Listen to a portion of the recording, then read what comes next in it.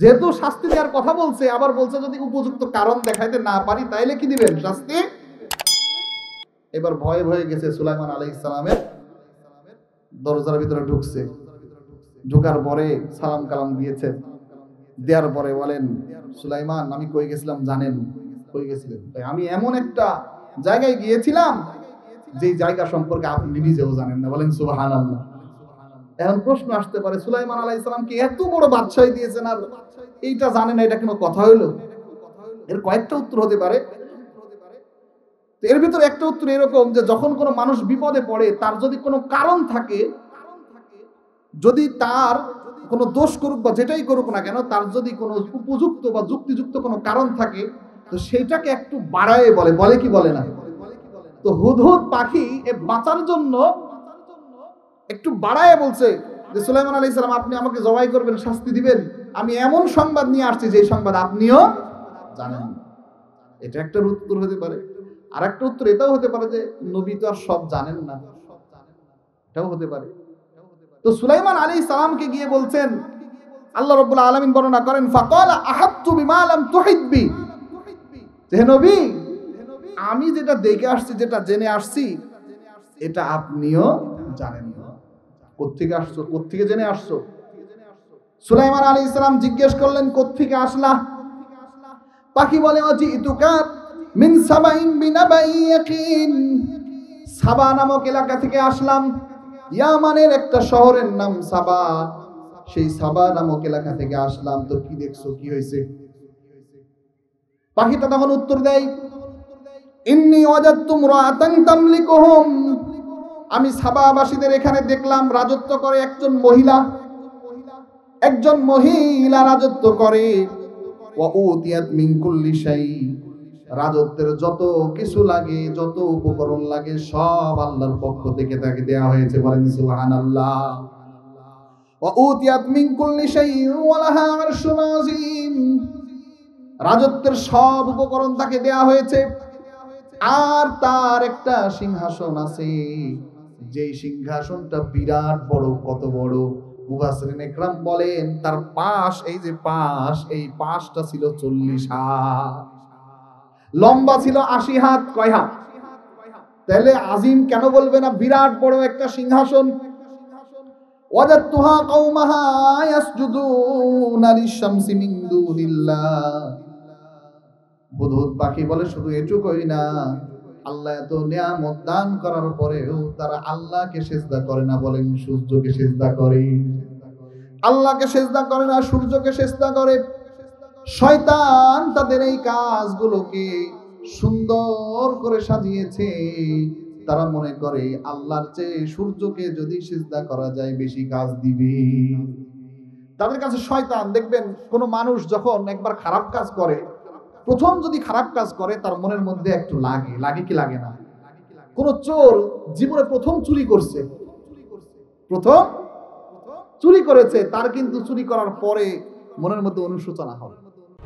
RT media centre, দেশ ও ইসলামের কথা বলে। আমরা সবাই একটু জবান খুলে, মনটা নরম করে আল্লাহর নাম নিয়ে একটু জিকির করি। সবাই বলি, লা ইলাহা ইল্লাল্লাহ, লা ইলাহা ইল্লাল্লাহ, লা ইলাহা ইল্লাল্লাহ, লা ইলাহা ইল্লাল্লাহ। সবাই লা ইলাহা ইল্লাল্লাহ, লা ইলাহা ইল্লাল্লাহ, লা ইলাহা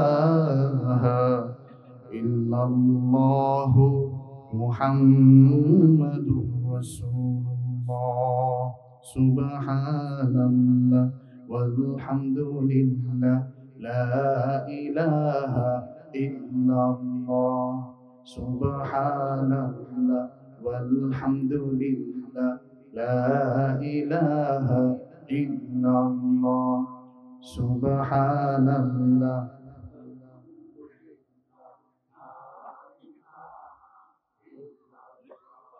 সুবহানাল্লাহ ওয়ালহামদুলিল্লাহ, লা ইলাহা ইল্লাল্লাহ লা ইলাহা ইল্লাল্লাহু মুহাম্মাদুর রাসূলুল্লাহ।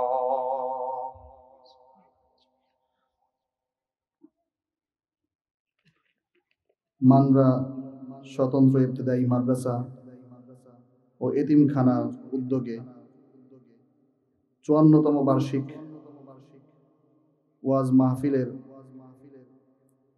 আজকের সভাপতি মাওলানা মোহাম্মদ তাজাম্মুল হোসেন সাহেব, প্রধান বক্তা, বিশেষ বক্তা, এছাড়াও আমার সামনে বসা আল্লাহ প্রেমী, রসুল প্রেমী ভাই ও বাবাজিরা,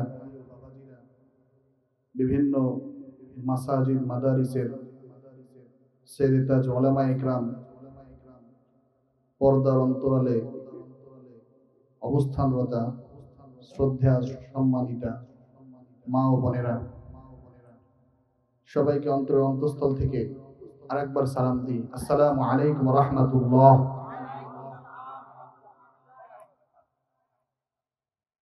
আমাদের মানরার ভিতরে, এই অঞ্চলের ভিতরে মানুষ কি আমরা এই কয়েকজনই না আরো আছে? কিন্তু এখনো পর্যন্ত তারা হয়তো জানে না যে এখানে মাহফিল হচ্ছে, তাই না? তাহলে যারা এখনো আসে নাই তারা বেশি লাভবান না আমরা যারা এখনো উপস্থিত হয়ে গিয়েছি তারা বেশি লাভবান? এই জন্য আমরা খুশি না বেজার? যদি খুশি হয়ে থাকি মহান মালিকের দরবারে শুকরিয়া আদায় করা দরকার আছে না? সবাই আমরা কালিমাতুশ শুকর পড়ি, আলহামদুলিল্লাহ। সামনের মানুষ খুশি, পিছনের মানুষ তেমন একটা খুশি না।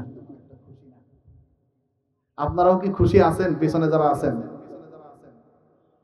তাহলে আপনারাও একটু বলেন, সবাই বলেন আলহামদুলিল্লাহ। মাশাআল্লাহ। এবার বোঝা গেছে খুশি হলে কি আওয়াজ বাড়ে না? হঠাৎ করে ঢাকা বিশ্ববিদ্যালয়ে বা ঢাকা মেডিকেলে আপনার সন্তান চান্স পেয়ে গেল, তো শোনার সাথে সাথে আপনার হৃদয়ের মধ্যে একটা কম্পন সৃষ্টি হয়ে যায়, হয় কি হয় না? সবাইকে ফোন দিয়ে তখন জানাই, ভাই আমার ছেলে ঢাকা মেডিকেলে চান্স পেয়েছে, বলে কি বলে না? কেন জানাই? খুশিতে। এটা এই অহংকার করার জন্য না, কিন্তু যে আমার ছেলে চান্স পেয়েছে তোরটা পাই না, এটার জন্য না, মূলত জানাই খুশির কারণে যে আমার সন্তান চান্স পেয়েছে, এটা খুব ভালো লাগছে। তো এখানে আসতে পেরেও আমরা আলহামদুলিল্লাহ খুশি, কি বলেন? আরেকবার আমরা সবাই আল্লাহ বলবো, শুধু কি বলবো? একেবারে দিলটাকে নরম করে আল্লাহকে এমন ভাবে ডাকবো যেন আমার সামনে আল্লাহ উপস্থিত। পারবো তো ইনশাআল্লাহ? সবাই বলি আল্লাহ, আবারও বলি আল্লাহ। আলহামদুলিল্লাহ। আমি আপনাদের সামনে সূরা তাকাসুরের প্রথম কয়েকটি আয়াত তেলাওয়াত করেছি। সূরা তাকাসুর আল্লাহ রাব্বুল আলামিন নাজিল করেছেন কাদের জন্য? কোরআনে কারীম নাজিল করেছেন কাদের জন্য? সবকিছুই আমাদের জন্য। আমরা মানুষ যেহেতু সবকিছুই আমাদের জন্য। আল্লাহ রাব্বুল আলামিন ৩০ নম্বর পারার সূরা তাকাসুর নাজিল করে দিয়ে বান্দাদেরকে একটু স্মরণ করায় দেন, বিভিন্ন কিছু মাঝে মধ্যে কি করায় দেন? স্মরণ করায় দেন, ওয়াজ করেন। আল্লাহ কি করেন? ওয়াজ করেন মানুষদেরকে, যে মানুষ যেন ওয়াজ নসিহত শুনে জাহান্নামের পথ থেকে জান্নাতের দিকে আসতে পারে, বিপথে গেলে সুপথে আসতে পারে। তো আমি আপনাদের সামনে সূরাতুত তাকাসুরের কয়েকটি আয়াত তেলাওয়াত করেছি। প্রথম আয়াতটা ছিল আলহাকুমুত তাকাসুর। অনেকের মুখস্থ আছে না? কার কার মুখস্থ একটা হাত উঠাই তো। মাশাআল্লাহ মাশাআল্লাহ। যাদের মুখস্থ নাই আমরা ইনশাআল্লাহ কি করব, চেষ্টা করব। হ্যাঁ, তো আল্লাহ তাআলা প্রথমেই বলেন আলহাকুমুত তাকাসুর, ধন সম্পদের লোভ, প্রতিযোগিতা, প্রাচুর্য তোমাদেরকে আল্লাহ গাফেল করে দিয়েছে। কি করে দিয়েছে? হাত্তা যুরতুমুল মাকাবির। আর এই গাফেল, যে গাফেল একবার হয়ে যায়, কতদিন গাফেল থাকে? মাকাবির, একেবারে মরা পর্যন্ত, গোরস্থানে যাওয়া পর্যন্ত। কোন পর্যন্ত? একটা কথা আছে না যে মানুষের আশা পুরায় না যতদিন না কবরের মাটি মুখে পড়ে। তো ধন সম্পদের ভালোবাসা, মহাব্বত যদি কারোর অন্তরে ঢুকে যায়, তাহলে তার দুনিয়াও শেষ, আখিরাতও। আল্লাহ তাআলা ধন সম্পদ মানুষকে দেন, আবার কিছু মানুষকে দেন না। দেওয়াটাও পরীক্ষা, না দেওয়াটাও। আমাকে দেয় নাই, আল্লাহ আমাকে এভাবেই পরীক্ষা করতে চান। আবার যাকে দিয়েছেন তাকেও আল্লাহ পরীক্ষা করতে চান। আল্লাহ বলেন ইন্নামা আমওয়ালুকুম ওয়া আওলাদুকুম ফিতনাহ, যে তোমাদের সম্পদ, তোমাদের সন্তান তোমাদের জন্য ফিতনা। মুফাসসিরিন ইকরাম বলেন ফিতনা অর্থ হচ্ছে পরীক্ষা। ফিতনা অর্থ কি? পরীক্ষা। তাহলে ধন সম্পদ আল্লাহ কাউকে দিয়ে পরীক্ষা করেন, আবার কাউকে না দিয়ে পরীক্ষা করেন। কথা বোঝা যাচ্ছে তো? একটু মনোযোগ দিয়ে শুনবেন ইনশাআল্লাহ। তো এই পরীক্ষার ভেতরে যারা উত্তীর্ণ হয় তারা হলো সফল, আর যারা উত্তীর্ণ হতে পারে না তারা কি হয়ে যায়? বিফল। এখন আমরা তো আমাদের সমাজে যাদেরকে দেখি অধিকাংশই কি হয়, ধন সম্পদ পাওয়ার পরে তারা কি হয়ে যায়? আল্লাহকে ভুলে যায়, উদাসীন হয়ে যায়। অধিকাংশ এমন হয় না? এই কারণেই আল্লাহ রাব্বুল আলামিন এই সূরার ভিতরে বলছেন আলহাকুমুত তাকাসুর, তোমাদের ধন সম্পদের যে আকাঙ্ক্ষা, চাহিদা, প্রাচুর্য, এটাই তোমাদেরকে কি করে দিয়েছে? উদাসীন করে দিয়েছে। কার থেকে উদাসীন করেছে? জোরে বলেন, কার থেকে? আল্লাহ থেকে উদাসীন করে দিয়েছে। কিন্তু আবার এমন কিছু বান্দা আছে যারা ধন সম্পদ পাওয়ার পরেও তারা স্মরণ করে কাকে? আল্লাহ তাআলা কুরআনে কারীমের ভিতরে এই দুই ধরনের মানুষের, দুই ধরনের ব্যক্তিদের উদাহরণ দিয়েছেন। বলেন সুবহানাল্লাহ। যারা ধন সম্পদ পেয়েছে কিন্তু আল্লাহকে বলে নাই, তাদের উদাহরণ দিয়েছে। আবার যারা ধন সম্পদ পেয়েও আল্লাহকে ভুলে গিয়েছে, তাদের উদাহরণ দিয়েছে। বলেন সুবহানাল্লাহ। সুলাইমান আলাইহিস সালাতু ওয়াস সালামের নাম শুনেছি আমরা? কে কে শুনেছে একটু হাত উঠাই তো। মাশাআল্লাহ, লিল্লাহি তাকবীর, লিল্লাহি তাকবীর। মাশাআল্লাহ, বোঝা যায় যে এই অঞ্চলের মানুষ একটু পড়াশোনা করে। নাম শোনা এটাও অনেক বড় জিনিস। অনেক জায়গায় আছে নাম শুনিনি, এমন অনেক জায়গায় আছে। তো সুলাইমান আলাইহিস সালাতু ওয়াস সালামকে আল্লাহ রাব্বুল আলামিন এত পরিমাণ ধন সম্পদ, বাদশাহী দান করেছিলেন, দুনিয়ায় আর কাউকে এরকম দান করেননি, রাজত্ব দান করেননি, এরকম সম্পদ দান করেন।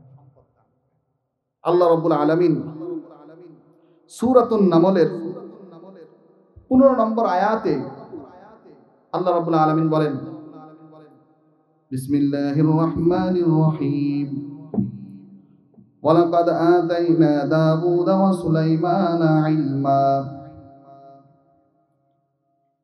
আমি আল্লাহ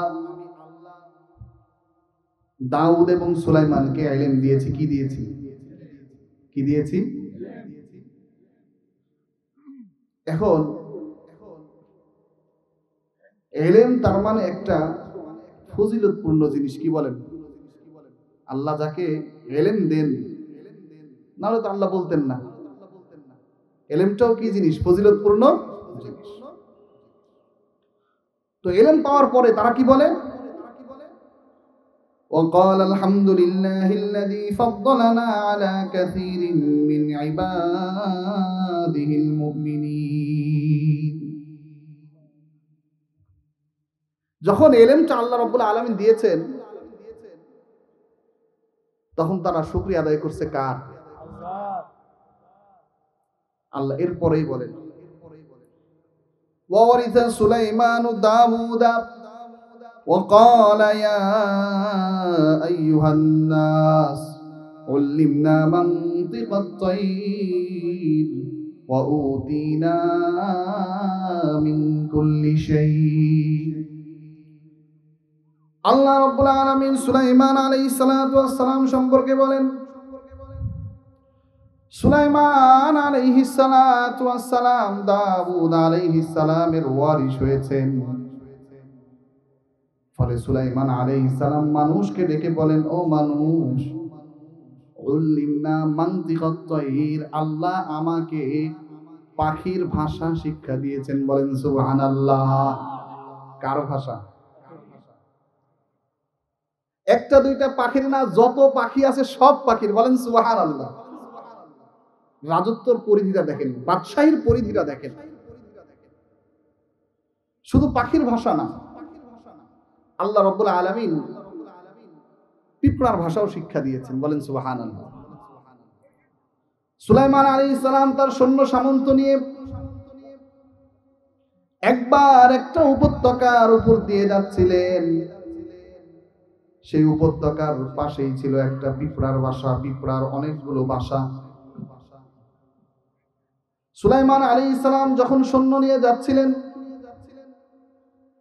পিঁপড়ার ভেতর থেকে হার্স নামে এক পিঁপড়া, সেই পিঁপড়া তার কওমকে ডেকে বলল, আমার কওম, এই জায়গা দিয়ে সুলাইমান আলাইহিস সালাম এবং তার দলবল যাবে, তাড়াতাড়ি ঘরের ভিতরে ঢুকো, নাইলে সুলাইমানের সৈন্যবাহিনী এবং সুলাইমানের ঘোড়ার মাধ্যমে তোমরা পিষ্ট হয়ে যাবে। আল্লাহ রাব্বুল আলামিন বলেন, হাত্তা ইদা আতাউ আলা ওয়াদিন নামল, সুলাইমান আলাইহিস সালাম আর তার বাহিনী যখন পিঁপড়ার উপত্যকার পাশ দিয়ে গেল, পিঁপড়ার উপত্যকার কাছে আসলো, ক্বালাত নামলা, একটা পিঁপড়া বলে উঠল, ইয়া আইয়ুহান নামলু দুখুলু মাসাকিনাকুম, ও পিঁপড়া, ও আমার ভাই, তাড়াতাড়ি তোমাদের গৃহে ঢুকো, তাড়াতাড়ি তোমাদের বাড়িতে ঢুকো। কেন ঢুকবো? লা ইয়াহতিমান্নাকুম সুলাইমান ওয়া জুনুদুহু ওয়া হুম লা ইয়াশউরুন। কারণ হলো সুলাইমান এবং তার বাহিনী এই দিক দিয়ে যাবে, হয়তো তাদের ঘোড়ার আঘাতে, পায়ের আঘাতে পিষ্ট হয়ে তোমরা সবাই ইন্তেকাল করবে, কিন্তু সুলাইমান টের পাবে না। সুলাইমান আলাইহিস সালাম টের পাবে না, অজ্ঞাত সারেই তোমরা মারা যাবে। কিন্তু সুলাইমান আলাইহিস সালাতু ওয়াস সালামকে যিনি জানিয়ে দিয়েছেন তিনি কে? পিঁপড়ার ভাষাও যিনি শিক্ষা দিয়েছেন তিনি কে? পিঁপড়ার এই কথা শোনার সাথে সাথে ফাতাবাসসামা যাহিকাম মিন কওলিহা, সুলাইমান আলাইহিস সালাম এই কথা শোনার সাথে সাথে মুস্কি হাসলেন। কি হাসলেন? সুবহানাল্লাহ বলবেন না? পিঁপড়া এই কথা বলছে, এটা কানে গেছে কার? সুলাইমান আলাইহিস সালাম। তাইলে এই পিঁপড়ার ভাষাও আল্লাহ রাব্বুল আলামিন শিক্ষা দিয়েছিলেন কাকে? পাখির ভাষা শিক্ষা দিয়েছিলেন কাকে? সব ভাষা আল্লাহ কম দেন নাই, রাজত্বও দিয়েছিলেন, আবার পাখির ভাষাও, আবার সেনাবাহিনীর মধ্যে তার সেনাবাহিনী কি শুধু মানুষ ছিল? আল্লাহ যে কি দিয়েছেন, আল্লাহু আকবার। আল্লাহ রাব্বুল আলামিন বলেন, ওয়া হুশিরা লিসুলাইমানা জুনুদুহু মিনাল জিন্নি ওয়াল ইনসি ওয়াত তাইর। আল্লাহ রাব্বুল আলামিন সুলাইমান আলাইহিস সালামের জন্য একত্রিত করেছেন, তার সেনাবাহিনীতে একত্রিত করেছেন, মানুষকে একত্রিত করেছেন, জিনকে একত্রিত করেছেন, পাখিকে একত্রিত করেছেন। আল্লাহ রাব্বুল আলামিন সেনাবাহিনীর মধ্যে শুধু মানুষকে রাখেন নাই, বলেন সুবহানাল্লাহ। আমাদের যদি কারোর হইতো এরকম, কারোর অধীনে মনে করেন মানুষও আছে, জিনও আছে, আবার পাখিও আছে, কারোর সাথে যদি শত্রুতা হইতো তাহলে মারামারি আর করা লাগতো না, পাখিকে সবাই মিলে আদেশ দই ওর বাড়ি যাই সব ভাইকে দিয়ে আসবে, বলতো কি বলতো না? আল্লাহ তাআলা জিনকেও তার সেনাবাহিনীর অন্তর্ভুক্ত করেছেন, আবার পাখিকেও অন্তর্ভুক্ত করেছেন। আল্লাহ রাব্বুল আলামিন সূরা সদের 18 নম্বর আয়াতের ভিতরে বলেন যে শুধু পাখিকেই আমি যে তার বানাইছি, সেনাবাহিনী বানিয়েছি, এটাও না। আল্লাহ বলেন, ইন্না সাখখারনাল জিবালা মাআহু ইউসাব্বিহনা বিল আশি ওয়াল ইশরাক। আমি আল্লাহ রাব্বুল আলামিন তার জন্য শুধু মানুষকে বানাই নাই, তার সেনাবাহিনীর অন্তর্ভুক্ত শুধু জিনকে বানাই নাই, তার সেনাবাহিনীর অন্তর্ভুক্ত শুধু আমি পাখিকে বানাই নাই, আমি আল্লাহ রাব্বুল আলামিন সুলাইমানের জন্য পাহাড়কেও নির্ধারণ করে দিয়েছি, বলেন সুবহানাল্লাহ। আল্লাহ রাব্বুল আলামিন আরো বলেন শুধু পাহাড়কেই না, সূরা সদের 36 নম্বর আয়াতের ভিতরে আল্লাহ বলেন, ফাসাখখারনা লাহুর রিহ, আমি সুলাইমানের জন্য শুধু পাহাড় না, আমি সুলাইমানের জন্য বাতাসকে নির্ধারণ করে দিয়েছি, বলেন সুবহানাল্লাহ। সেনাবাহিনীর অন্তর্ভুক্ত কি? একদিকে মানুষ, আরেকদিকে জিন, আরেকদিকে পাখি। পাহাড়ও তার কথা শুনে, সুবহানাল্লাহ বলবেন না? বাতাসও তার।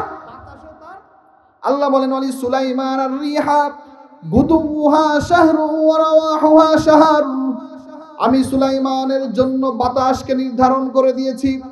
বাতাস তাকে তার সেনাদল সহ, সেনা সদস্য সহ সকাল বেলায় গুদুহা শাহর, সকাল বেলায় 1 মাসের পথ সুলাইমান আলাইহিস সালাম অতিক্রম করে, বলেন সুবহানাল্লাহ। সকাল বেলায় 1 মাসের পথ অতিক্রম করেন, বিকাল বেলায় সন্ধ্যা বেলায় আর 1 মাসের পথ অতিক্রম করেন।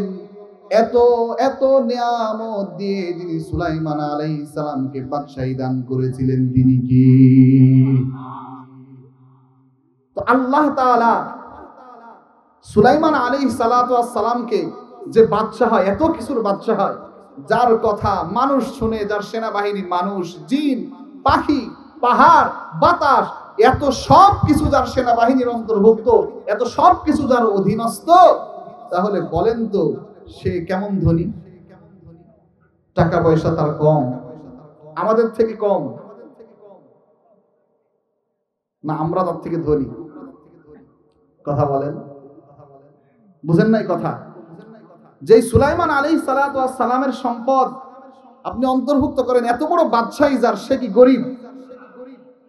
আমাদের থেকে বর্তমান দুনিয়ার যত বাদশা আছে সবগুলোকে একত্রিত করলেও এর চেয়ে ধনী।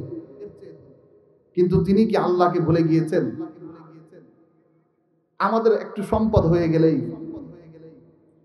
ব্যস্ততা এত বেড়ে যায়, 24 ঘন্টা আল্লাহ আমাকে সময় দেন, এই 24 ঘন্টার ভেতরে ব্যস্ততা এত বেড়ে যায়, আমি আল্লাহকে 2টা ঘন্টা সময় দিয়ে নামাজ পড়ার টাইম হয় না। হয় কি হয় না? সকাল বেলায় ফজরের নামাজ পড়তে কত সময় লাগে? সময় নাই। ঘুম থেকে উঠতেই পারি না। জোহরের সময় কতটুকু বা সময় লাগে, জোহরের নামাজটা পড়তে পারি না। আসরের সময় কতটুকু বা সময় লাগে, আমি পড়তে পারি না। মাগরিব যায়, এশা যায়, কোনো নামাজে আমি পড়তে পারি না। আইরে, যেদিন আমার চোখটা বন্ধ হবে, আমার এই ব্যস্ততা, আমার এই ধন সম্পদ কোন কাজে আসবে? সুলাইমান আলাইহিস সালাতু ওয়াস সালাম এত সম্পদ, এত বড় বাদশাহী দেওয়ার পরেও আল্লাহর সব ইবাদত, সব কিছু পালন তো করেছেনই, সাথে সাথে সুলাইমান আলাইহিস সালাম শুধু বাদশা তো না, একজন নবীও ছিলেন। কি বলেন? তাহলে নবুয়তের দায়িত্ব পালন করেন নাই? আল্লাহ রাব্বুল আলামিন কোরআনে কারীমের ভিতরে বলেন, সূরা নামলের 20 নম্বর আয়াতের ভিতরে বলেন, ওয়া তাফাক্কাদাত তায়রা ফাকালা মা লিয়া লা আরাল হুদহুদ আম কানা মিনাল গায়বিন।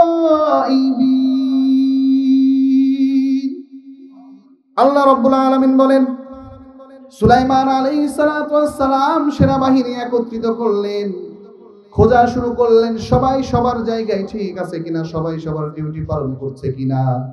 হঠাৎ করে দেখেন একটা পাখি সেখান থেকে গায়েব হয়ে গিয়েছে।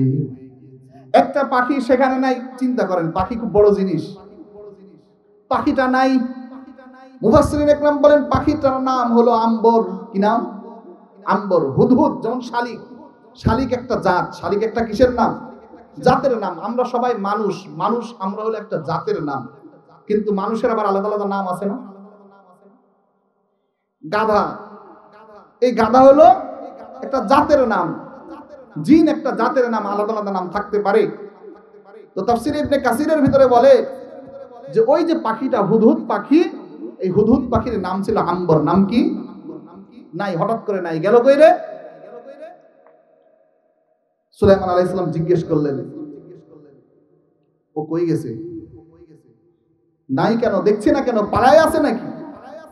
সুলাইমান আলাইহিস সালাম যখন জিজ্ঞেস করলেন, মালি আলা আরাল হুদহুদ, কি হলো? হুদহুদকে আমি দেখি না কেন? আম কানা মিনাল গায়বিন, সে কি উপস্থিত হয় নাই, অনুপস্থিত? কেউ বলতে পারে না কোথায় গেছে। সুলাইমান আলাইহিস সালাতু ওয়াস সালাম বলেন, লাউ আযদিবান্নাহু আযাবান শাদীদা আও লা আযবাহান্নাহু আও লা ইয়াতিয়ান্নি বিসুলতানিন মুবিন। আমি যে এই হুদহুদকে দেখছি না, সময় মতো যদি উপস্থিত না হয়, আমি কঠিন থেকে কঠিন শাস্তি আমি হুদহুদকে দিব। লাউ আযদিবান্নাহু আযাবান শাদীদা, কঠিন শাস্তি দিব। আউলা আযবাহান্নাহু, অথবা তাকে জবাই করে মৃত্যুদণ্ড দিব। আউলা ইয়াতিয়ান্নি বিসুলতানিন মুবিন, তবে যদি সে কোনো কারণ দর্শাতে পারে, যুক্তিযুক্ত কারণ দর্শাতে পারে, তবে তাকে মাফ করে দিব। পাখিটা কিছুক্ষণ পরেই ফামাকাসা গায়রা বাঈদ, কিছুক্ষণ পরেই পাখিটা উপস্থিত হয়ে গেল। পাখির সাথী সঙ্গীরা বলল, কি ব্যাপার, সুলাইমানকে জানাইলা কেন? কেন না জানায় কেন অনুপস্থিত হয়েছ?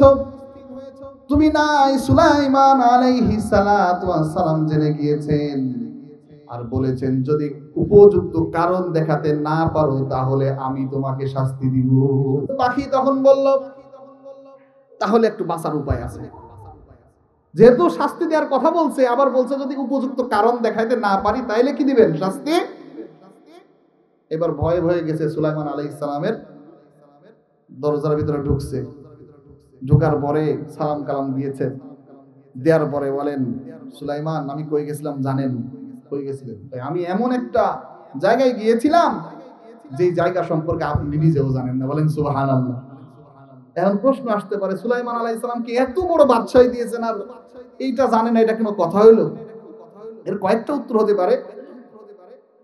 এর ভিতরে একটা উত্তর এরকম যে যখন কোনো মানুষ বিপদে পড়ে, তার যদি কোনো কারণ থাকে, যদি তার কোনো দোষ করুক বা যেটাই করুক না কেন, তার যদি কোনো উপযুক্ত বা যুক্তিযুক্ত কোনো কারণ থাকে, তো সেইটাকে একটু বাড়ায় বলে। বলে কি বলে না?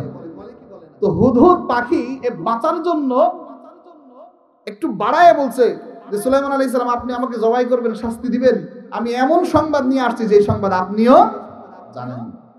এটা একটা উত্তর হতে পারে। আর একটা উত্তর এটাও হতে পারে যে নবী তো আর সব জানেন না, এটাও হতে পারে। তো সুলাইমান আলাইহিস সালামকে গিয়ে বলছেন, আল্লাহ রাব্বুল আলামিন বর্ণনা করেন, ফাকালা আহাত্তু বিমা লাম তুহিত বি, হে নবী, আমি যেটা দেখে আসছি, যেটা জেনে আসছি, এটা আপনিও জানেন না। কোত্থেকে আসছো, কোত্থেকে জেনে আসছো? সুলাইমান আলাইহিস সালাম জিজ্ঞেস করলেন, কোত্থেকে আসলা? পাখি বলে, ওয়াজিতুকা মিন সাবাইন বিনাবাই ইয়াকিন, সাবা নামক এলাকা থেকে আসলাম। ইয়ামানের একটা শহরের নাম সাবা, সেই সাবা নামক এলাকা থেকে আসলাম। তো কি দেখছো, কি হয়েছে?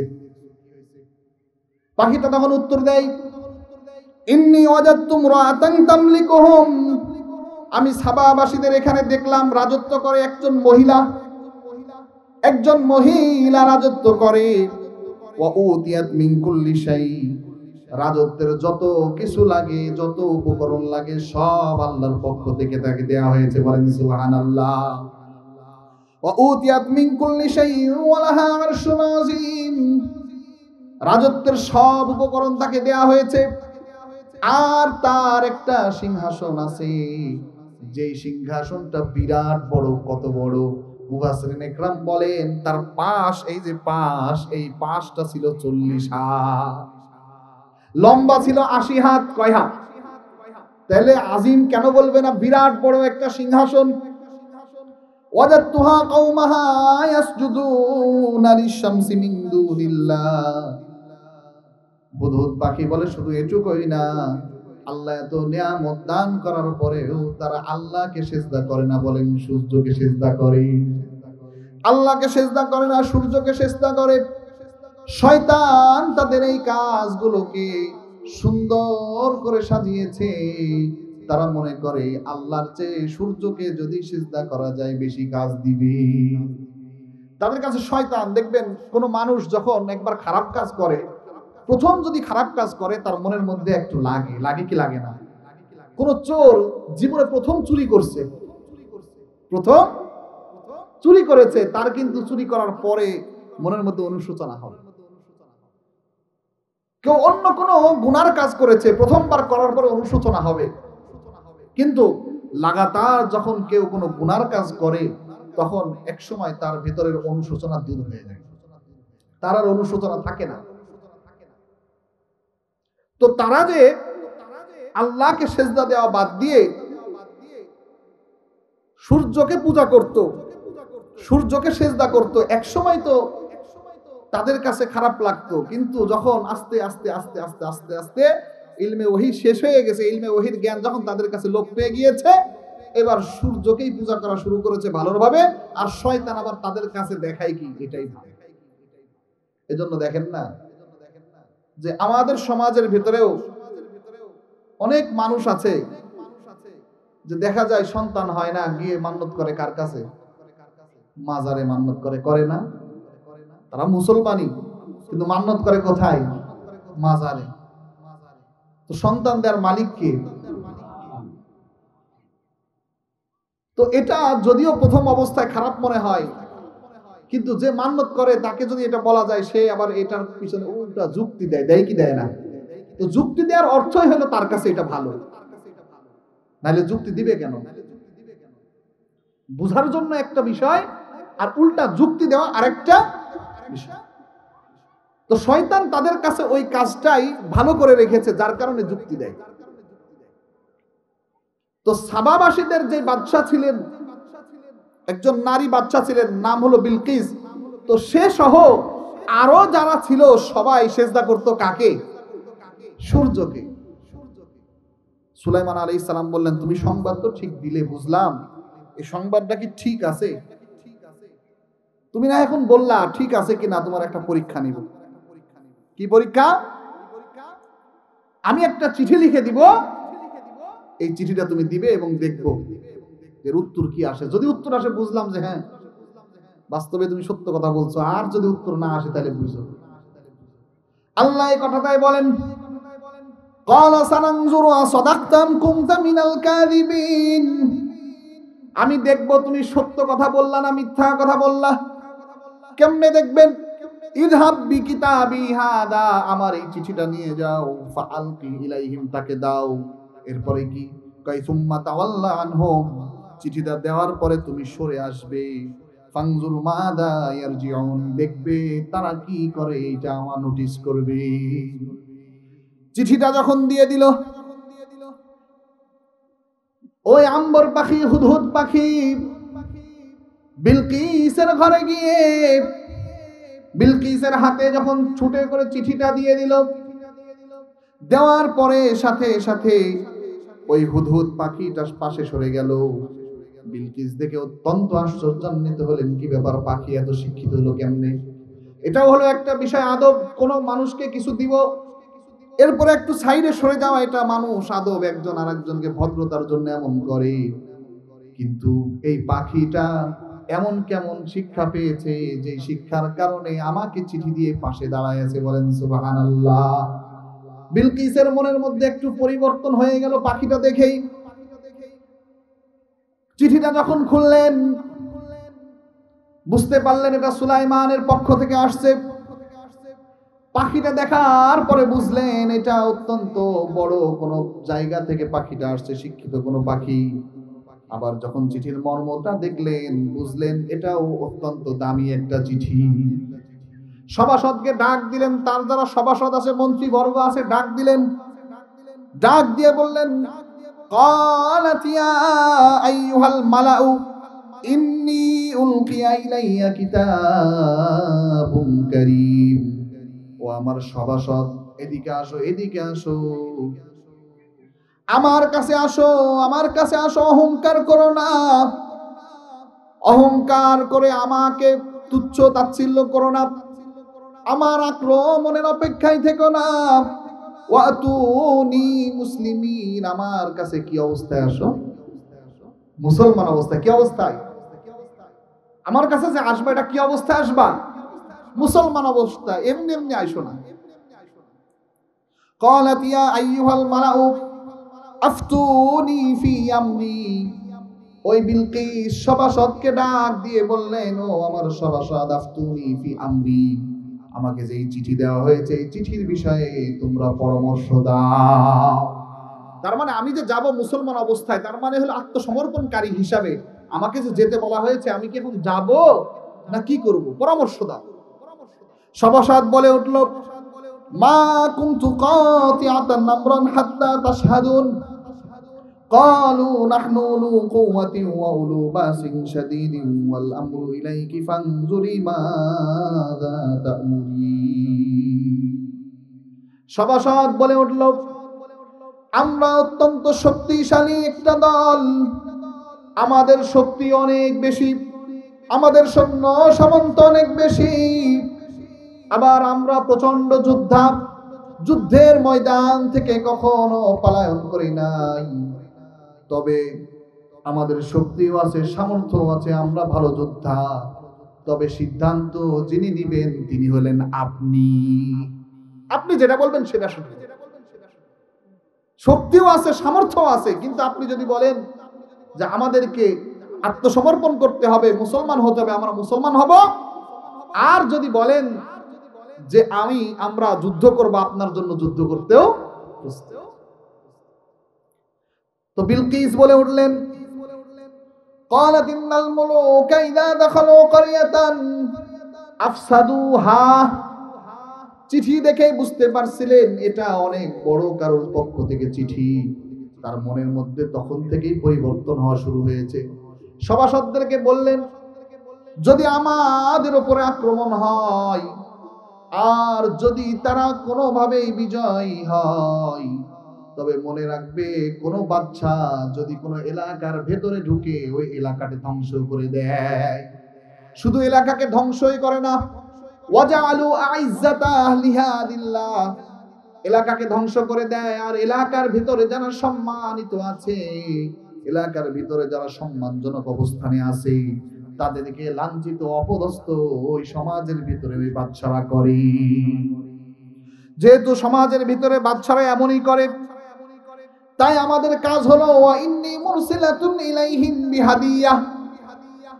আমরা একটা কাজ করে দেখি, বাদশা, ইন্নী মুরসিলাতুন ইলাইহিম বিহাদিয়াহ, আমরা তার কাছে হাদিয়া পাঠাই। কি পাঠাই? এটাও এক ধরনের পরীক্ষার মতোই, যে আমরা তার কাছে হাদিয়া পাঠাবো, উপঢৌকন পাঠাবো, যদি সে সত্যি সত্যি সাধারণ কোনো বাচ্চা হয় তাহলে এই হাদিয়াটা বা এই উপঢৌকন নিয়ে সে চুপ করে থাকবে। আর যদি অন্য কোনো ধরনের বাচ্চা হয়, অনেক উঁচু ধরনের বাচ্চা হয় বা অন্য কোনো উদ্দেশ্য থাকে, তাহলে তাও আমরা বুঝতে পারবো। তো তিনি সব রেডি করলেন, অনেকগুলো মানুষকে রেডি করলেন, আর সবার কাছেই স্বর্ণ রূপা যত ভালো ভালো উৎকৃষ্ট সম্পদ আছে সব দিয়ে দিলেন, যে তোমরা গিয়ে সুলাইমান আলাইহিস সালামকে এইগুলো হাদিয়া দিবা। দেখো তারা কি বলে। তো তারা যখন সুলাইমান আলাইহিস সালামের কাছে আসছে, সুলাইমান আলাইহিস সালামকে যখন হাদিয়া দেওয়ার জন্য আসছে, সুলাইমান আলাইহিস সালাম দেখছেন কি এটা, এটা আপনার জন্য হাদিয়া, এইটা নিয়ে আসছো কেন? আল্লাহ আমাকে যা দিয়েছেন তোমাদের এইগুলোর থেকে তো অনেক অনেক গুণ উত্তম, আমার তো এগুলোর দরকার নাই। সুবহানাল্লাহ বলেন। আমার তো এইগুলোর দরকার না, আমি তো তোমাদেরকে এই জন্য চিঠি পাঠাই নাই, আমি তো তোমাদেরকে চিঠি পাঠিয়েছি তোমরা মুসলমান হয়ে ফিরে আসবে, আমার স্বর্ণের দরকার নাই, আমার রূপার দরকার নাই। বলেন সুবহানাল্লাহ। আল্লাহ রাসূল সাল্লাল্লাহু আলাইহি ওয়াসাল্লাম যখন দাওয়াত দিতে থাকলেন, একসময় মক্কার কাফেররাও আল্লাহ রাসূলের কাছে আসছিলেন, আসার পরে বললেন, মুহাম্মদ তুমি একটা কাজ করো। কি কাজ? যে তুমি এই দাওয়াত দেওয়া বা আমাদের এই প্রতিমাকে গালি দেওয়া বন্ধ করো। তোমার যদি সম্পদ লাগে তাহলে আমরা কি করব? সব সম্পদ, আমাদের যত সম্পদ আছে সব তোমার পায়ে ফেলে দিব, তারপরে এই দাওয়াতটা দেওয়া বন্ধ করো। আল্লাহ রাসূল বন্ধ করছেন। উত্তরে বলছেন যে এক হাতে যদি সূর্য আর এক হাতে যদি চাঁদও এনে দাও, তারপরেও আমি দাওয়াত দেওয়া বন্ধ করব। ফালাম্মা জাআ সুলাইমান ক্বালা তুমিদ্দুনানি বিমাল। সুলাইমান আলাইহিস সালামের কাছে যখন বিলকিসের হাদিয়া পৌঁছে গেল, সুলাইমান আলাইহিস সালাতু ওয়াস সালাম বললেন, আমাকে কি সম্পদ দ্বারা সাহায্য করতে যাচ্ছ? ফামা আতানি আল্লাহু খায়রুম মিম্মা আতাকুম। বরং আল্লাহ আমাকে যা দিয়েছেন তোমাদের এর থেকে অনেক অনেক গুণ উত্তম। বলেন সুবহানাল্লাহ। ইরজি ইলাইহিম, যাও এটা নিয়ে ফিরে যাও। ফালানাতিয়ান্নাহুম বিজুনুদিন লা কিবালা লাহুম, আমি এমন সেনাবাহিনী নিয়ে আসব তোমাদেরকে, তোমাদের বিপক্ষে এমন সেনাবাহিনী নিয়ে আসব, লা কিবালা লাহুম বিহা, যেই সেনাবাহিনীর মোকাবেলা করার সামর্থ্য তোমাদের না। আর কি করব? যখন বিজয় হয়ে যাব, ওয়ালা নুখরিজান্নাহুম মিন হাদিল্লাহ, তোমাদেরকে আমি লাঞ্ছিত অবস্থায় বের করব, ওয়াহুম সাগিরুনা, অপমানিত অবস্থায় আমি বের করে দিব। সুতরাং চিঠির ভিতরে যেটা বলেছি, আমার হাদিয়ার দরকার নাই, বরং মুসলমান হয়ে ফিরে আসো। বলেন সুবহানাল্লাহ। এবার যখন সংবাদ চলে গেছে, সংবাদ যখন বিলকিসের কাছে গেছে, আবার পরামর্শ বসাইছেন সভাসদদের সাথে, কি করা যায়, কি করা যায়।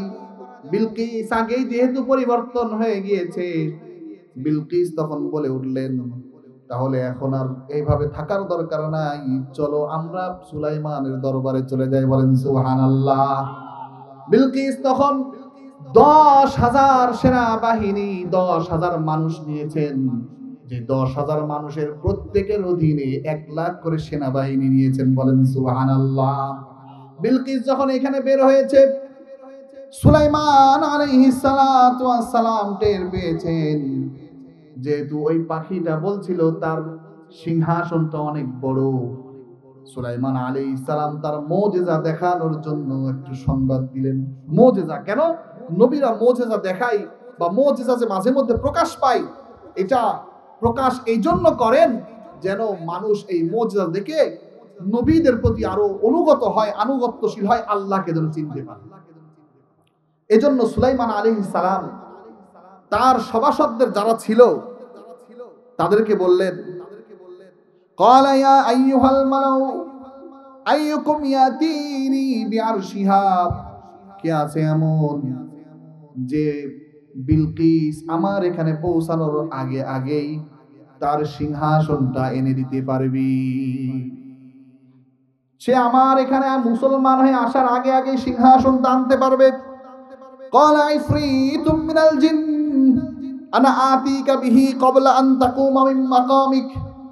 শক্তিশালী এক জিন বলল, ও সুলাইমান, তোমার কাছে বিলকিস আসার আগে আগেই বরং তুমি যে চেয়ারে বসে আছো এই চেয়ার থেকে উঠার আগে আগেই আমি বিলকিসের এই সিংহাসন নিয়ে আসবো। বলেন সুবহানাল্লাহ। সুলাইমান আলাইহিস সালাম আরেকটু আগে আনতে যাচ্ছিলেন, চেয়ার থেকে দাঁড়াবে এরও আগে আনতে যাচ্ছিলেন। قال الذي عنده علم من الكتاب, ওই সময় আল্লাহ যাকে কিতাবের ইলম দান করেছিলেন, ইলমে ওহী দান করেছিলেন, এমন একজন আলেম বলে উঠলেন, আনা আতিকা বিহি ক্বাবলা আন ইয়ারতাদ্দা ইলাইকা তরফু, আপনি চোখের একটা পলক ফেলবেন ও সুলাইমান, চোখের একটা পলক পড়ার আগে আগে আমি তার সিংহাসন আপনার সামনে এনে দিব। বলেন সুবহানাল্লাহ। ফালাম্মা রাআহু মুস্তাকিররান, চোখের পলক ফেলেছেন, চোখ থেকে পলক উঠেছে, দেখে সিংহাসনটা সামনে হাজির। বলেন সুবহানাল্লাহ। এখন সিংহাসনটা আনা একটা মুজিজা ছিল। কেন? কারণ বিলকিস যখন ওইখান থেকে বের হয়েছিলেন তো সিংহাসনটা প্রত্যেকটা পাট পাট করে খুলে সে বিভিন্ন ঘরের ভিতরে তালাবদ্ধ করে রেখেছিলেন এবং প্রহরা বসাইছিলেন যাতে এটা চুরি না হয়। আর সেটাকে এত অল্প সময়ের মধ্যে সুলাইমান আলাইহিস সালামের কাছে চলে আসবে এটা তো অসম্ভব বিষয়। এখন যখন চলে আসছে সুলাইমান আলাইহিস সালাম এবার বিলকিসকে একটু পরীক্ষা করতে গেছেন, দেখা যাক ওই বিলকিস বুদ্ধিমতী নারী কিনা বা বাদশা হিসাবে ঠিক আছে কিনা, কেমন আসলে এটা একটু পরীক্ষা করার জন্য তখন সুলাইমান আলাইহিস সালাম যারা সঙ্গী সাথী ছিল, জিন ছিল, বাহিনী ছিল, তাদেরকে বললেন নাক্কিরুলাহা, এই একটা কাজ করো, বিলকিসের যে এই যে সিংহাসনটা আছে এটা একটু মডেলটা চেঞ্জ করে দাও। সুবহানাল্লাহ। মানে যেখানে স্বর্ণ লাগানো আছে এখানে অন্য কিছু লাগাও, একটু চেঞ্জ করো। এরপর আমি দেখবো আত্তাহদি আম তাকুনু মিনাল্লাযিনা লা ইয়াহতাদুন, যে সে আসলে নিজের সিংহাসন চিনতে পারে না পারে না, এটা আমি দেখব। এবার যখন বিলকিস পৌঁছে গেল, আল্লাহ বলেন ফালাম্মা জাআত কিলা হাকাযা আরশু, বিলকিস যখন পৌঁছে গেল সুলাইমান আলাইহিস সালাতু ওয়াস সালাম জিজ্ঞেস করলেন আহাকাযা আরশু, এটি কি আপনার আরশ, এটি কি আপনার সিংহাসন? বলেন সুবহানাল্লাহ। পাল্টাই দিয়েছেন, চেহারা তো পাল্টাই দিয়েছেন। এখন বিলকিসের মনে লাগছে সন্দেহ, যতই পাল্টাক নিজের একটা ব্যবহার করা জিনিস কিছু না চিহ্ন তো থাকে না। অনেক সময় গাড়ি কি করে, গাড়ি চুরি করে, মোটরসাইকেল হোক বা কার হোক, অনেক সময় চুরি করে রং সহ পাল্টায় ফেলে না, কিন্তু পাল্টাইলেও কি চিনা জানা মালিক যে হয় সে চিনতে পারে না, কারণ নিজের ব্যবহারের জিনিস ওই কোনো না কোনো জায়গায় ফাঁক করতে থাকেই। তো বিলকিসের মনেও এই সন্দেহটা আসছে যে কি রে, এটা তো মনে হচ্ছে আমার, আবার আরেক দিক থেকে ভয়ও লাগছে যে আমি এগুলা খুলে খুলে বিভিন্ন রুমের মধ্যে তালাবদ্ধ করে আসছি, আর আমি এখন এসে বুঝতে পারলাম না, আর আমার এই সিংহাসন আসলো কেমনে, এটাও তো হতে পারে না। তো উত্তর আবার দিছে যে যখন বললেন যে এই সিংহাসন কি আপনারই, তো বিলকিস বললেন যে মনে তো হচ্ছে আমারই। সুবহানাল্লাহ বলেন। কি বলছে? মনে হচ্ছে আমারই, কিন্তু এখন সরাসরি তো বলতে পারেন না, কারণ এটা তো অসম্ভব বিষয় যে সিংহাসন চলে আসবে। মনে হচ্ছে আমারই। তো সুলাইমান আলাইহিস সালাম বুঝলেন যে এই নারী কি আছে, বুদ্ধিমতী। কিন্তু এখানে যে আনছিলেন, কেন আনছিলেন? দাওয়াত দেওয়ার জন্য। কেন আনছিলেন? দাওয়াত দেওয়ার জন্য।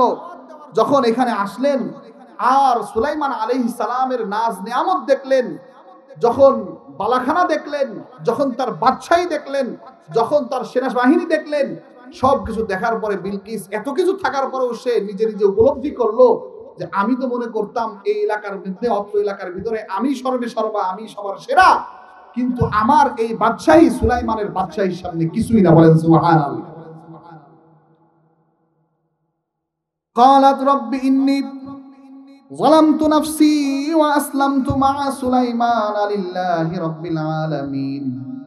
যখন বিলকিস দেখলেন সুলাইমানের বাদশাহীর সামনে আমার বাদশাহীর কিছু নাই, সুলাইমানের বাদশাহীর সামনে আমার বাদশাহী একেবারেই তুচ্ছ, তখন সুলাইমান আলাইহিস সালাতু ওয়াস সালামের হাতে হাত রেখে বললেন, লা ইলাহা ইল্লাল্লাহ, আল্লাহ ছাড়া কোনো। তো সুলাইমান আলাইহিস সালাতু ওয়াস সালামের এত বড় বাদশাহী হওয়ার পরেও, এত কিছু হওয়ার পরেও ভুলে গেছিলেন তার দায়িত্ব। এত বড় বাদশাহ, এত কিছু খবর রাখছেন, কিন্তু তাকে ইসলামের দাওয়াত দিতে ভুলে যায়। বলেন না সুবহানাল্লাহ। আর আমাদের খালি একটু সম্পদ হইতে দেরি। কি হইতে দেরি? সম্পদ হইতে দেরি। বাদশাহী তো অনেক দূরের বিষয়। বাদশাহ কি সুলাইমান আলাইহিস সালাম তো অনেক পরের, সামান্য একটু হতে দেরি, বাস আল্লাহকে তখন ভুলে যাই। যায় কি যায় না? এজন্য আল্লাহ রাব্বুল আলামিন বলেন, যেহেতু অধিকাংশ মানুষ সম্পদ পেলেই আল্লাহকে ভুলে যায়, এজন্যই বলেছেন আলহাকুমুত তাকাসুর, সম্পদের প্রাচুর্য, সম্পদের লোভ, সম্পদের আগ্রহ, সম্পদের ভালোবাসা মানুষকে আল্লাহ থেকে গাফেল করে দেয়। আল্লাহ থেকে গাফেল করে দেয়।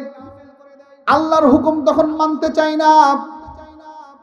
আল্লাহকে আল্লাহ বলে স্বীকার করে, কিন্তু আবার মানে না। আল্লাহর কোন বিধান যখন সামনে আসে, এই বিধানগুলোকে মানে না, এই বিধানগুলোর ব্যাপারে কটাক্ষ করে। কিন্তু আল্লাহ রাব্বুল আলামিন একদিন তাকে ধরবেন কি ধরবেন না? সম্পদ পাইলো, পাওয়ার পরে আল্লাহকে ভুলে গেল, ধরবেন না? অবশ্যই ধরবেন। তো যেহেতু অধিকাংশ মানুষ সম্পদ পাওয়ার পরে আল্লাহকে ভুলে যায়, আল্লাহকে চিনতে পারে না, এজন্যই আল্লাহ বলছিলেন সম্পদের প্রাচুর্য কি করে ফেলে? মানুষকে আল্লাহ সম্পর্কে উদাসীন করে ফেলে। এর উদাহরণ আছে নাকি? হ্যাঁ, আল্লাহ এর উদাহরণও দিয়েছেন। বলেন সুবহানাল্লাহ। আল্লাহ তাআলা সুলাইমান আলাইহিস সালামের উদাহরণ যেমনি দিয়েছেন সম্পদ পাওয়ার পরেও, বাদশাহী পাওয়ার পরেও যেমনি ভাবে সে আল্লাহকে ভুলে নাই, ঠিক তেমনি ভাবে তার উদাহরণও দিয়েছেন যারা আল্লাহকে পেয়েছে, সম্পদ পেয়েছে, সম্পদ পাওয়ার পরে আল্লাহকে ভুলে গেছে। আল্লাহ তাআলা কোরআনে কারীমের ভিতরে সূরাতুল ফজরের 6 নম্বর আয়াতের ভিতরে বলেন, আলাম তারা কাইফা ফাআলা রাব্বুকা বিআদ ইরমা যাতিল ইমাদ আল্লাতী লাম ইখলাক মিসলুহা ফিল বিলাদ। আল্লাহ রাব্বুল আলামিন রাসূলকে ডাক দিয়ে বলেন, আলাম তারা কাইফা ফাআলা রাব্বুকা বিআদ, আদ জাতির সাথে আল্লাহ রাব্বুল আলামিন কি করেছিলেন আপনি কি দেখেন নাই? তো আল্লাহর রাসূল কিভাবে দেখবেন? আদ জাতি তো বহুত আগের। আদ জাতির সাথে আল্লাহ কি করেছিলেন? কিন্তু আল্লাহ যেহেতু বলেছেন, এতবার বলেছেন যে আল্লাহর অনেক কথা আছে না, যে বারবার শোনার পরে মনে হয় এটা আমরা চোখের সামনে দেখি। একটা কথা বারবার আপনার সামনে উচ্চারিত হচ্ছে, তখন একটা সময় গিয়ে এরকম মনে হয় যে এই কথা যেহেতু বারবার শুনছি, মনে হচ্ছে এই বর্ণনা শুনতে শুনতে মনে হচ্ছে আমরা চোখের মধ্যে দেখছি। তো আদ জাতির এই বর্ণনা আল্লাহ রাব্বুল আলামিন কোরআনে কারীমের বিভিন্ন জায়গায় বিভিন্ন আয়াতে দিয়েছেন, রাসূলকে জানিয়েছেন, যার কারণে আল্লাহ রাব্বুল আলামিন বলেন, আপনি কি দেখেন নাই যে আদ জাতির সাথে আল্লাহ রাব্বুল আলামিন কেমন আচরণ করেছিলেন? আল্লাহ রাব্বুল আলামিন বলেন, আলাম তারা কাইফা ফাআলা রাব্বুকা বিআদ, আদ জাতিকে কি দেখেন নাই আপনার আল্লাহ কি করেছিলেন? এখন আদ জাতিকে ইরমা যাতিল ইমাদ, স্তম্ভের মতো শক্তিশালী, ইরাম গোত্রের। কোন গোত্রের? ইরাম গোত্রের। আদ জাতির এই জাতিতে আসছে হলো একজনের, তাদের পূর্বপুরুষের নাম ছিল, একজনের নাম আদ। আর আদের বাবা ছিল হচ্ছে ইরাম, আর ইরামের বাবা ছিল হচ্ছে আউস, আর আউসের বাবা ছিল হলো সাম। যেই সাম ছিল হচ্ছে হযরত নূহ আলাইহিস সালাতু ওয়াস সালামের সন্তান।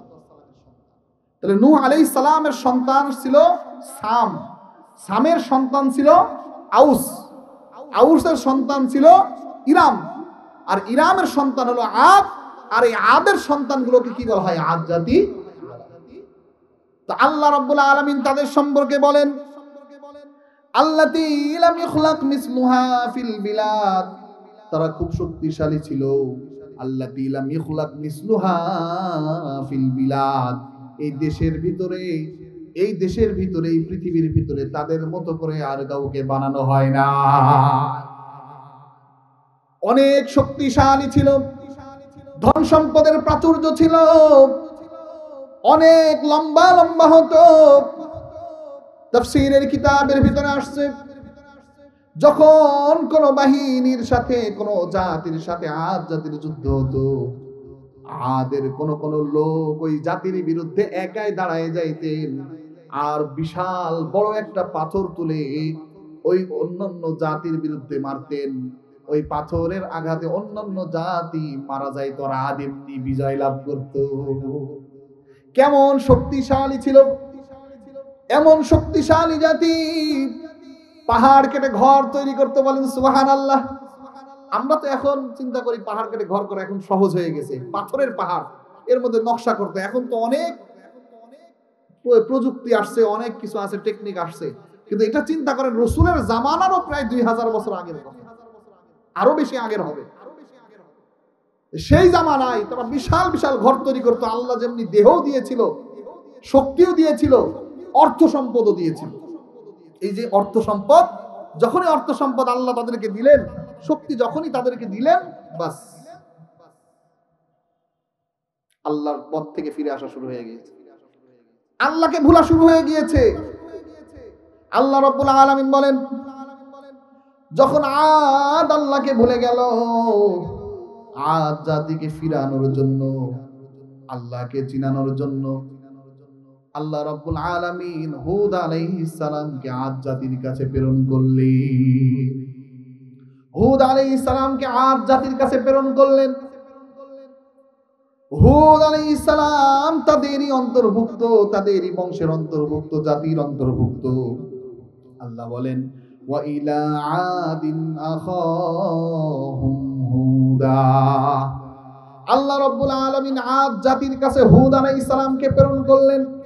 সূরা আরাফের 66 নম্বর আয়াত থেকে 72 নম্বর আয়াত পর্যন্ত আল্লাহ বর্ণনা করেন, ক্বালা ইয়া কওমি আবুদুল্লাহা মা লাকুম মিন ইলাহিন গায়রু। হুদ আলাইহিস সালাম আদ জাতির কাছে গিয়ে বললেন, ক্বালা ইয়া কওমি, হে আমার কওম, উবুদুল্লাহ, ইবাদত করবা কার? আরো জোরে বলেন না, ইবাদত কার? উবুদুল্লাহ, ওই আল্লাহর ইবাদত করো। মা লাকুম মিন ইলাহিন গায়রু, যেই আল্লাহ বাদে আর কোনো ইলাহ নাই, যেই আল্লাহ বাদে আর কোনো আল্লাহ নাই, ওই আল্লাহর ইবাদত করো।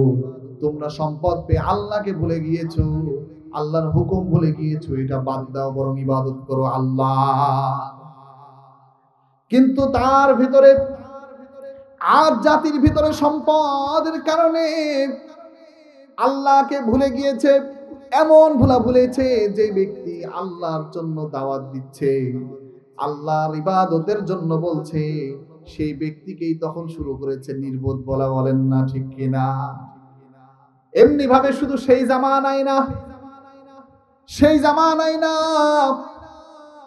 যদি যে কোনো জামানায় হোক না কেন, সেই জামানায় যদি আল্লাহকে চিনানোর জন্য যেই ভালো মানুষটা এই সমাজের ভিতরে ভালো কাজ করার জন্য বলে, সমাজের মানুষ তাকে বলে বিশাল বুজুর্গ হয়ে গেছে, বলে কি বলে না?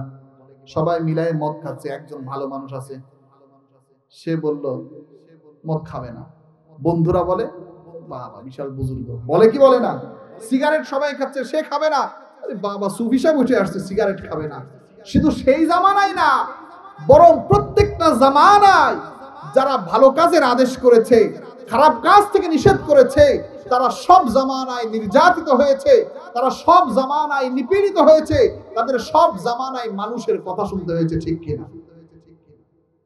তো আদ জাতিকে যখন হুদ আলাইহিস সালাম বললেন, ওই আল্লাহর ইবাদত করো যে আল্লাহ ছাড়া তোমাদের কোনো ইলাহ নাই, তখন তার কওমটাকে দেখে বলল, ক্বালাল মালাউল্লাযীনা কাফারু মিন কওমিহি, তার কওমের কাফের সম্প্রদায় যারা আল্লাহকে ভুলে গিয়েছে, আল্লাহর ইবাদতকে ভুলে গিয়েছে, তারা ডাক দিয়ে বলল, ইন্না লানারাকা ফি সাফাহা, ওয়া ইন্না লানাযুন্নুকা মিনাল কাযিবিন। তখন এই সম্প্রদায়ের লোকজন বলা শুরু করলো, ইন্না লানারাকা ফি সাফাহা, নিশ্চয় নিশ্চয় আমরা তোমাকে মনে করছি তুমি একটা নির্বোধ। বলেন নাউজুবিল্লাহ। হয় তুমি নির্বোধ, আর না হলে তুমি মিথ্যাবাদী। ইন্না লানারাকা ফি সাফাহাতিন ওয়া ইন্না লানাযুন্নুকা মিনাল কাযিবিন। হয় তুমি নির্বোধ, আর না হলে মিথ্যাবাদী। আমরা তো জানি আল্লাহ বলে কিছু নাই, বরং আমরা যার পূজা করি এটাই আল্লাহ। সুতরাং তুমি এখান থেকে সরে যাও, তুমি আর এলাকার ভিতরে থাকবে না, দাওয়াত আমাদেরকে দিবে না, সত্য কথা বলবে না, আমাদেরকে আর ভালো কথা বলবে না, এই দাওয়াত নিয়ে আমাদের কাছে আসবে না। কিন্তু হুদ আলাইহিস সালাতু ওয়াস সালাম বললেন, না না, আমি তো তোমাদের কাছে ভালো কথার দাওয়াত দিয়ে যাব যতক্ষণ পর্যন্ত আমার দেহের ভিতরে প্রাণ থাকবে। বলেন সুবহানাল্লাহ। এজন্যই দেখবেন যারা ভালো মানুষ হয়, আল্লাহওয়ালা হয়, যত বাধা বিপত্তি আসুক না কেন, যত ঝড়ঝাপটায় আসুক না কেন, তারা আল্লাহর জন্য মানুষের কল্যাণে ডাকে। কার দিকে? জোরে বলেন, কার দিকে? তো আমরাও যদি এরকম বাধার সম্মুখীন হই, তাহলে কি ডাকা বন্ধ করে দিব? ডাকবো কারে? বিপদে ডাকবো কাকে? সুখে ডাকবো কাকে? হুদ আলাইহিস সালাম কওমকে বললেন, قال يا قوم ليس بي سفاهة ولكني رسول من رب العالمين। হে আমার কওম, তোমরা আমাকে নির্বোধ মনে করছো, আমাদেরকে বুদ্ধিহীন মনে করছো, আমাকে মনে করছো আমি পাগল, আমাকে মনে করছো আমি নির্বোধ। না না, আমি নির্বোধ না, বরং ওয়ালাকিন্নী রাসূলুম মির রাব্বিল আলামিন, বরং এই জগৎ সমূহের প্রতিপালকের পক্ষ থেকে আমি তোমাদের কাছে প্রেরিত রাসূল। তোমরা আমাকে নিষেধ করছো, অথচ কান খুলে শুনে রাখো, উবাল্লিগুকুম রিসালাতি রাব্বি, আমি আমার রিসালাত, আমি আমার রবের পক্ষ থেকে যেই প্রাপ্ত রিসালাত পেয়েছি, এই রিসালাতটা, নবুয়তের দায়িত্বটা আমি তোমাদের কাছে পৌঁছাতে থাকবো। বলেন সুবহানাল্লাহ। ওয়া আনা লাকুম নাসিহুন আমিন, কারণ হচ্ছে আমি নাসিহ, কল্যাণাকাঙ্ক্ষী, কল্যাণকামী। শুধু কল্যাণকামী না, বিশ্বস্ত একজন কল্যাণকামী। বলেন সুবহানাল্লাহ। বরং তোমরা হয়তো হিংসা করছো, তোমরা হয়তো আশ্চর্য হচ্ছ, নবুয়তটা তোমাদের কাছে আসে নাই, অথবা তোমাদের ভিতর থেকে, তোমাদের কওম থেকে একজনকে আমি নবী বানিয়েছি, এই জন্য তোমরা আশ্চর্য হচ্ছ। আল্লাহ বলেন, আওয়া আজিবতুম আন জাআকুম যিকরুম মির রাব্বিকুম, আওয়া আজিবতুম আন জাআকুম যিকরুম মির রাব্বিকুম আলা রাজুলিন মিনকুম লিয়ুনযিরাকুম। তোমরা আশ্চর্য হচ্ছ, তোমাদের কাছে, তোমাদের ভিতর থেকে একজন রাসূল আল্লাহ প্রেরণ করেছে। কেন প্রেরণ করেছেন? লিয়ুনযিরাকুম, তোমাদেরকে সতর্ক করার জন্য, জাহান্নাম থেকে জান্নাতমুখী করার জন্য, অন্ধকার থেকে আলোর মুখী করার জন্য। সুতরাং যতই নির্বোধ বলো না কেন, যত কিছুই বলো না কেন, সব সময় আমার হুদ, আমার নবী ডাকবেন আমার দিকে। বলেন সুবহানাল্লাহ। واذكروا إذ جعلكم خلفاء من بعد قوم نوح وزادكم في الخلق بسطا। আল্লাহ বলেন, স্মরণ করো ওই সময়ের কথা, যেই সময় নূহের পরে সবচেয়ে বেশি ক্ষমতা, সবচেয়ে জিসিমের মধ্যে সবচেয়ে বড় করে আমি নূহ আলাইহিস সালাম, আমি হলাম আদ জাতিকে বানিয়েছিলাম। স্মরণ করো ওই সময়ের কথা। কিন্তু ওরা তো কপাল পোড়া, যারা কপাল পুড়ে এমনি পুড়ে, ভালো কথা তো শুনবেই না, কি করে? কানে আঙ্গুল দেয়, দেয় কি দেয় না? আবার একটা সময় একটা পর্যায়ে চলে যায় যে ভালো কথা বলে ওরে এলাকা ছাড়া করে, করে কি করে না? যখন মানুষ, অনেক মানুষ খারাপের সংখ্যা বেশি হয়ে যায়, তখন ভালো মানুষটা এলাকার ভিতরে থাকতে পারে। এবার বলা শুরু করলো, আদ জাতি বলা শুরু করলো, ক্বালু ওয়াজিতানা লিনাবুদাল্লাহ নাবুদাল্লাহ ওয়াহদাহু ওয়া নাযারা মা কানা ইয়াবুদু আবাউনা। ওহো, তুমি আমাদের কাছে আসছো, আমরা যেন আমাদের বাপ দাদা যত ইবাদত করেছে সব ছেড়ে দেই, আমাদের বাবারা অনেক মূর্তির পূজা করেছে, অনেক কিছুর পূজা করেছে, আমরা এগুলো ছেড়ে দিয়ে তোমার কথা মতো এক আল্লাহর ইবাদত করি। এই কথাই কি বুঝাইতে আসছো আমাদের কাছে? আমরা কি তোমার কথা মতো এতগুলো রবকে ছেড়ে দিব, এত প্রতিপালককে ছেড়ে দিব? না না, কখনো ছাড়বো না। বরং তুমি যে বলো এক আল্লাহকে যদি না মানি, তাহলে তুমি বরং আমাদের কাছে শাস্তি নিয়ে আসবি। এবার তারা বলা শুরু করলো, ফাতিনা বিমা তাইদুনা ইন কুনতা মিনাস সাদিকিন। হুদকে ডাক দিয়ে বলল, আজ যদি ফাতিনা বিমা তাইদুনা, যেই ওয়াদা করছিলা আমরা যদি আল্লাহকে না মানি, আমরা যদি আল্লাহর ইবাদত না করি, ফাতিনা বিমা তাইদুনা, তুমি শাস্তি নিয়ে আসবে, নিয়ে আসো দেখি শাস্তি। তাসমিনাস সাদিকিন, যদি সত্যবাদী হও। সত্যবাদী হলে কি করো? তো নিয়ে আসো শাস্তি। আল্লাহ রাব্বুল আলামিন বলেন, ক্বালা কাদ ওয়াকা আলাইকুম মির রাব্বিকুম রিজসুন ওয়া গাদাব, আল্লাহর পক্ষ থেকে শাস্তি নাজিল হয়ে যাবে। রিজসু ওয়া গাদাব, ক্রোধ নাজিল হয়ে যাবে, শাস্তি নাজিল হয়ে যাবে।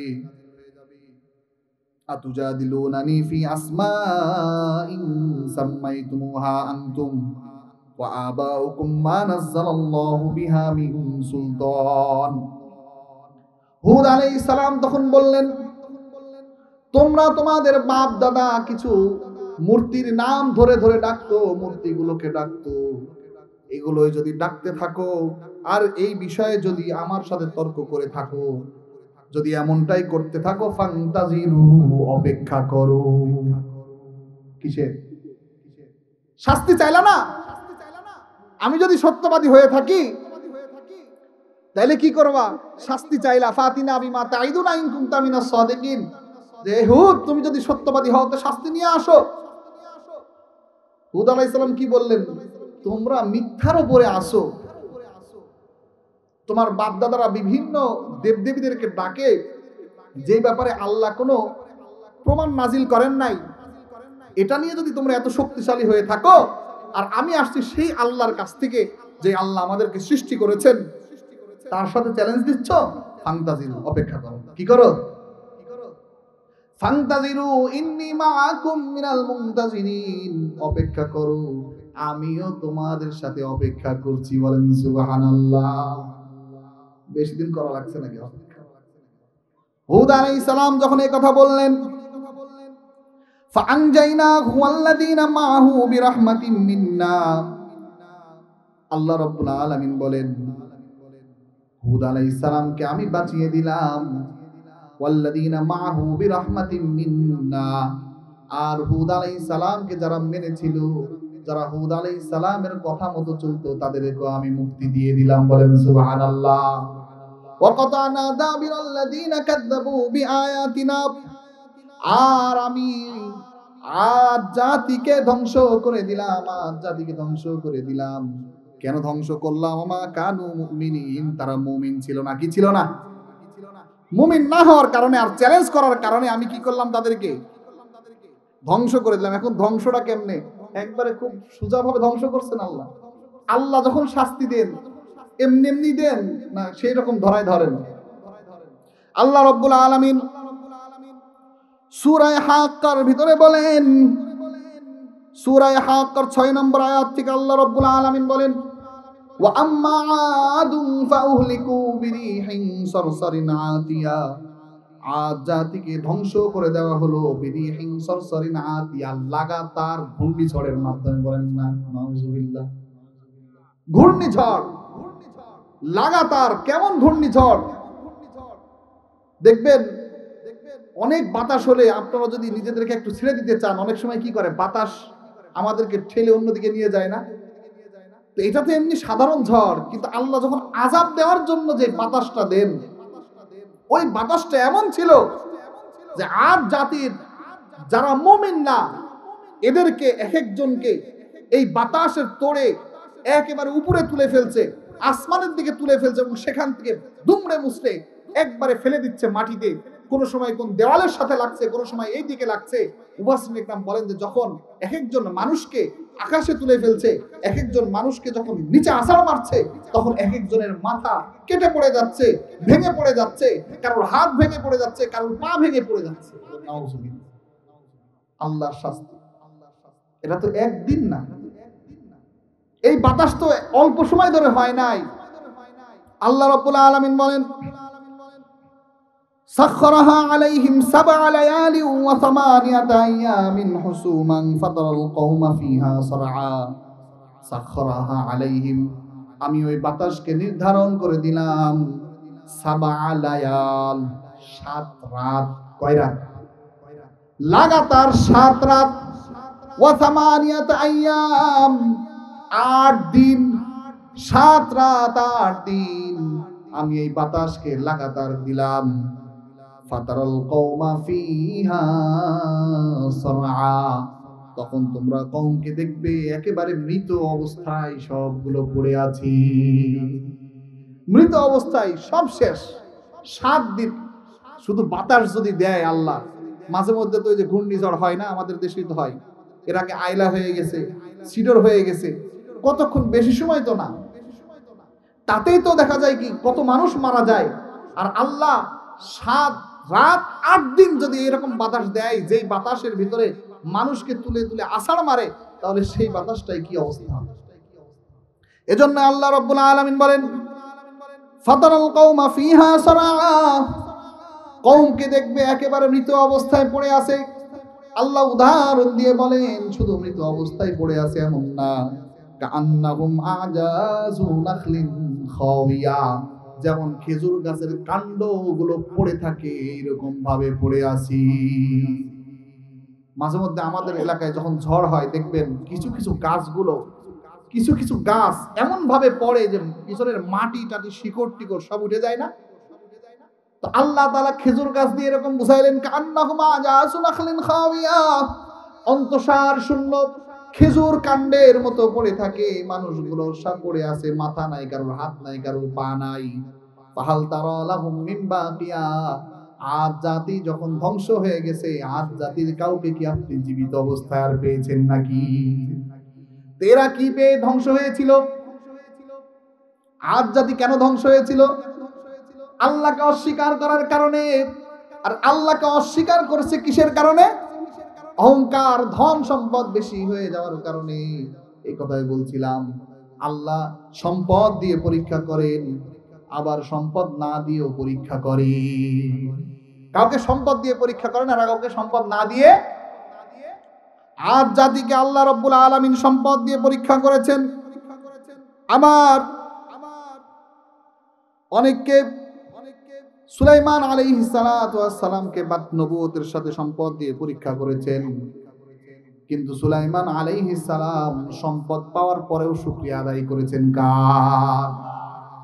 আর আদ যদি সম্পদ পাওয়ার পরে বরং আল্লাহকে ভুলে গিয়েছে, কাফের হয়ে গিয়েছে। সুতরাং কাফের হয়ে যাওয়ার কারণে, আল্লাহকে ভুলে যাওয়ার কারণে শাস্তি নিপতিত হয়েছে।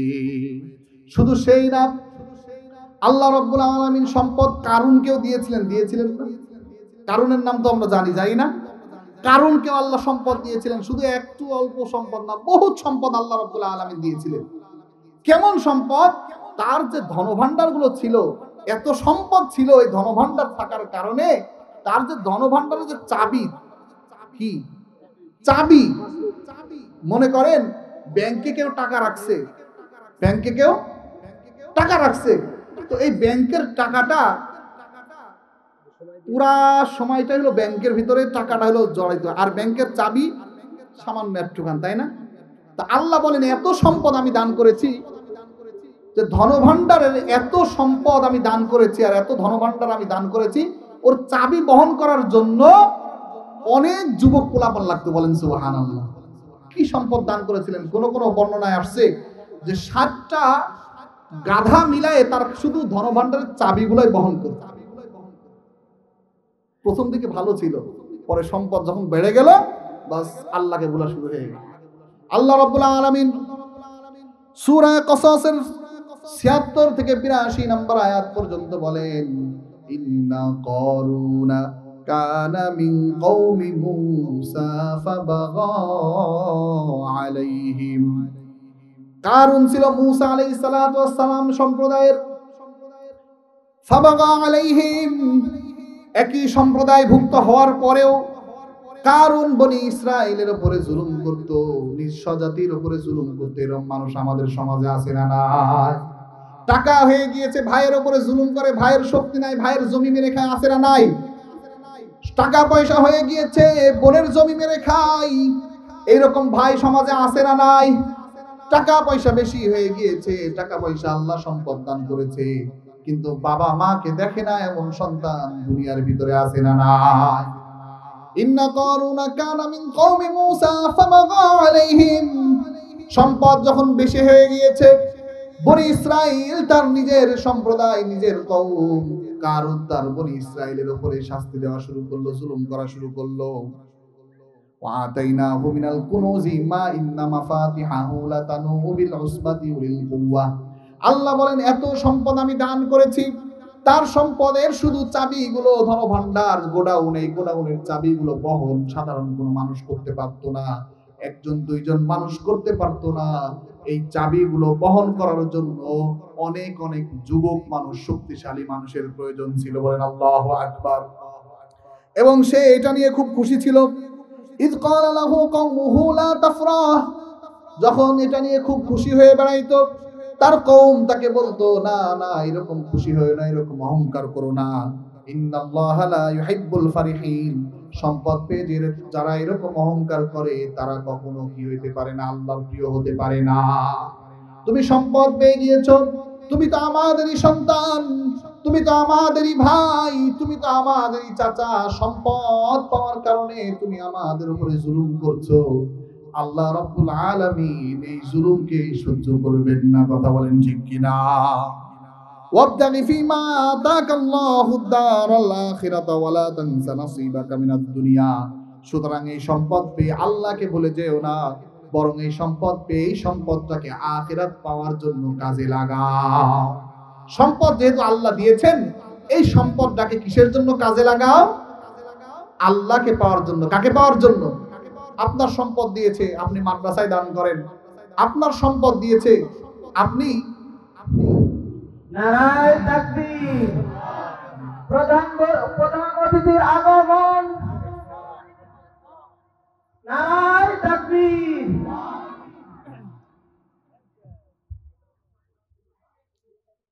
তো যেটা বলছিলাম, যে সম্পদ যেহেতু আপনাকে দিয়েছে, তাহলে এইটাকে খরচ করবেন কার সন্তুষ্টির জন্য?